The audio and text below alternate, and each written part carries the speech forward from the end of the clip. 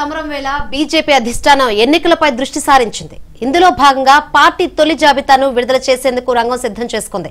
సుమారు 100 మంది అభ్యర్థులతో కూడిన ఫస్ట్ లిస్టును ఫిబ్రవరి 29న విడుదల చేయడానికి కసరత్తు చేస్తోంది. ఈ జాబితాలో బీజేపీ అగ్రనేతలు కూడా ఉంటారు. ప్రధాని మోదీ, కేంద్ర హోంశాఖ మంత్రి అమిత్ షా పేర్లు ఈ లిస్టులో ఉండనున్నట్లు తెలుస్తోంది.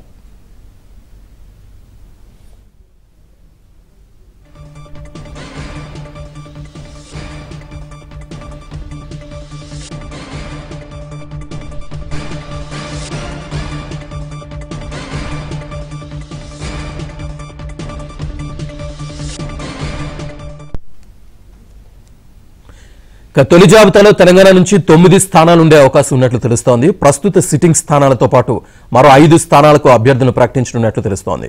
ఇందులో భాగంగానే ఢిల్లీలోని బీజేపీ కేంద్ర కార్యాలయంలో తెలంగాణ నేతలతో బీజేపీ అగ్రనేతలు భేటీ అయ్యారు. రైట్. బీజేపీ ఫిబ్రవరి 29న లోక్సభ అభ్యర్థుల తొలి జాబితాను విడుదల చేయనుంది. ఇదే విషయం గురించి మరింత సమాచారాన్ని మా ఢిల్లీ ప్రతినిధి సతీష్ లైవ్ ద్వారా అడిగి తెలుసుకుందాం. సతీష్, కొద్దిసేపటి క్రితమే బీజేపీ జాతీయ అధ్యక్షుడు జేపీ నడ్డా కీలక కేంద్రంలో రెండోగా ఉన్న రెండో నెంబర్గా ఉన్న హోంమంత్రి అమిత్ షాతో కొద్దిసేపటి క్రితమే తెలంగాణ బీజేపీ కోర్ కమిటీ సభ్యుల సమావేశం ముగిసింది. దాదాపు 40 నిమిషాల పాటు కూడా సమావేశం కొనసాగింది. సమావేశంలో ప్రధానంగా ఎన్నికలకు ఏ విధంగా వెళ్ళాలి, ఎన్నికల యొక్క కసరత్తు ఏ విధంగా చేయాలి, లోక్సభ పరిధిలో మొత్తం 10 స్థానాల్లో ఏ విధంగా కైవసం చేసుకునే అంశంలో చర్చ జరిగింది. మరోవైపు ఒక్కో లోక్సభ స్థానం నుంచి దాదాపు 3 పేర్ల చొప్పున కూడా ఇప్పటికే ఒక ఎంపిక చేసి రాష్ట్ర బీజేపీ కోర్ కమిటీ దానికి సంబంధించిన అంశంలో కసరత్తును పూర్తి చేసింది. ఆ లిస్టును కొద్దిసేపటి క్రితమే బీజేపీ జాతీయ అధ్యక్షుడు అదేవిధంగా కేంద్ర హోంమంత్రిగా ఉన్న అమిత్ షాకు లిస్టును కూడా నేతలు అందజేయడం జరిగింది. కోర్ కమిటీకి సంబంధించిన సభ్యులంతా కూడా సమావేశానికి హాజరయ్యారు. ఉదయం నుంచి కూడా ఢిల్లీలో బీజేపీ నేతలంతా కూడా బిజీగా ఉన్నారు. కిషన్ రెడ్డి ఉదయం మొదట బీజేపీ సంస్థాగత వ్యవహారాల ఇన్ఛార్జిగా ఉన్న సంతోష్ జీతో సమావేశం జరిగింది. సమావేశంలో రాష్ట్రంలో జరుగుతున్న పరిణామాలు కావచ్చు, బీజేపీ యొక్క అభ్యర్థులను ఏ విధంగా ఎంపిక చేయాలి, అభ్యర్థులు ఎంతమంది పేర్లు తీసుకున్న అంశాన్ని కూడా ఇచ్చారు. అదేవిధంగా కొద్దిసేపటి క్రితం కూడా మొదట బీజేపీ ఇన్ఛార్జీలుగా ఉన్న సునీల్ బన్సాల్ కావచ్చు, తరుణ్ చుగ్ కావచ్చు, అదేవిధంగా చంద్రశేఖర్ తివారీ కావచ్చు, వీరందరితోనూ కూడా సమావేశమయ్యారు నేతలంతా కూడా. అనంతరం తిరిగి బీజేపీ జాతీయ అధ్యక్షుడు అదేవిధంగా హోంమంత్రి అమిత్ షాతో ఒక సమావేశం నిర్వహించారు. 40 నిమిషాల పాటు జరిగిన సమావేశంలో ప్రధానంగా తెలంగాణలో పార్టీ ఏ విధంగా ముందుకు వెళ్ళాలి, సిట్టింగ్లు ఉన్న స్థానాలు కాకుండా ఇతర స్థానాల్లో దాదాపు ఒక్కొక్క స్థానానికి 3 నుంచి 4 చొప్పున అభ్యర్థులు ఇప్పటికే వారి యొక్క అప్లై చేసుకోవడం జరిగింది. వారందరినీ ఏ విధంగా సిట్రేట్ చేయాలి, బలబలాలు ఏంటి చూడాలి, అదేవిధంగా అభ్యర్థుల ఎంపిక ఎప్పుడు కంప్లీట్ చేయాలనే అంశంలో కూడా చాలా సుదీర్ఘంగా చర్చ జరిగింది.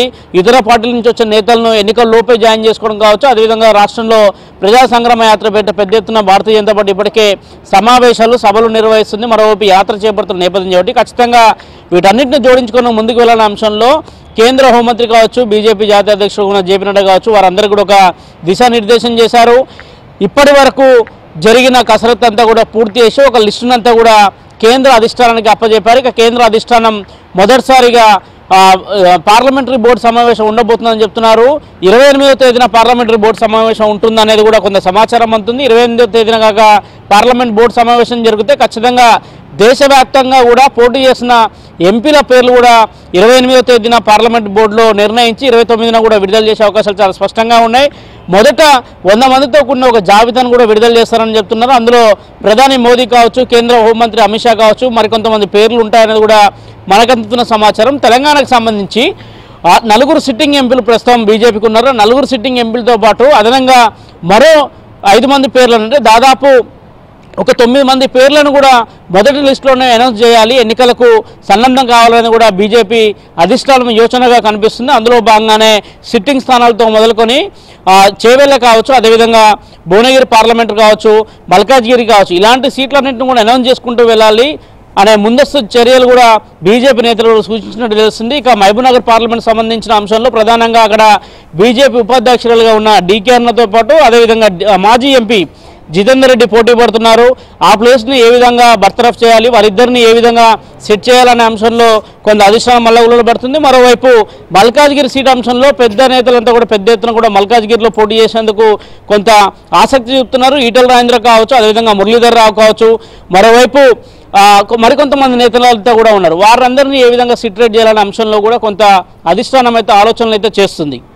Right, thank you Satish.